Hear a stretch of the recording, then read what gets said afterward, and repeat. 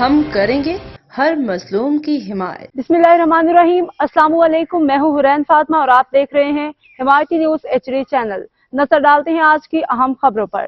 جامع مسجد نور فیضان مدینہ میں دستار بندی کی بابرکت پروقار تقریب کا انعقاد، جس میں طلباء اساتذہ شہریوں کی بڑی تعداد نے شرکت کی۔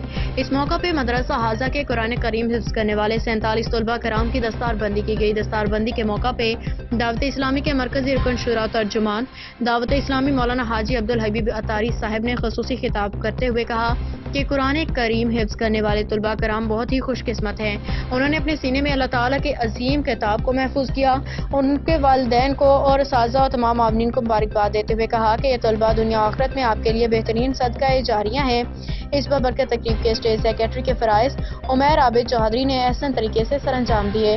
اب تک کے لیے اتنا ہی۔ مزید خبروں اور اپڈیٹ سے باخبر رہنے کے لیے دیکھتے رہیں حمایتی نیوز HD چینل۔